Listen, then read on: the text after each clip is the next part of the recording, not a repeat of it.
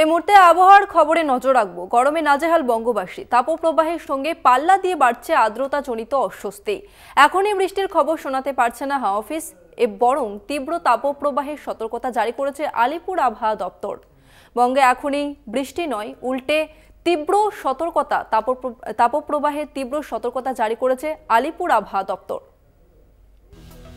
কলকাতা সহ দক্ষিণবঙ্গে তাপমাত্রা অস্বস্তিকর আবহাওয়া, গরমে আলিপুর আবহাওয়া দপ্তরের দাবি 31শে মে পর্যন্ত উত্তরবঙ্গে একই জায়গায় অবস্থান করছে মৌসুমী অক্ষরেখা। ফলে আগামী সপ্তাহের আগে উত্তরবঙ্গ থেকে দক্ষিণবঙ্গে মৌসুমী বায়ু প্রবেশের সম্ভাবনা ক্ষীণ। আগামী বৃহস্পতিবার দক্ষিণবঙ্গে ঢুকতে পারে দক্ষিণ পশ্চিম মৌসুমী বায়ু। ফলে বৃহস্পতিবারের আগে তাপমাত্রা কমার সম্ভাবনা নেই, বরং ফিরেছে তাপপ্রবাহের সম্ভাবনা। মঙ্গলবার পশ্চিম বর্ধমান, পশ্চিম মেদিনীপুর, বাঁকুড়াতে তাপপ্রবাহ চলতে পারে। সোমবার থেকে তাপপ্রবাহের সম্ভাবনা বীরভূমেও।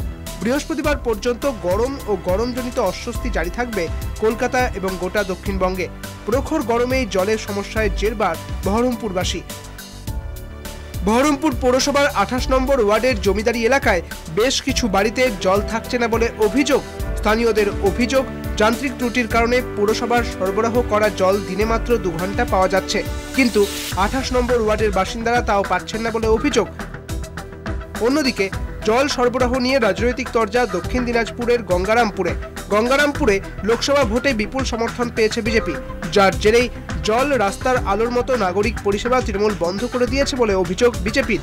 এই পরিস্থিতিতে উত্তরে আগাম বর্ষা ঢুকে গেলেও দক্ষিণে মৌসুমী বায়ু প্রবেশ করতে এখনো দেরি রয়েছে বলে খবর হাওয়া অফিসের। 31শে মে থেকে উত্তরবঙ্গের একই জায়গায় অবস্থান করছে মৌসুমী অক্ষরেখা। আগামী সপ্তাহের মাঝামাঝি সময়ে দক্ষিণবঙ্গে প্রবেশ করতে পারে মৌসুমী বায়ু।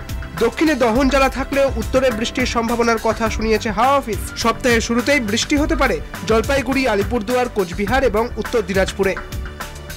কলকাতা টিভি।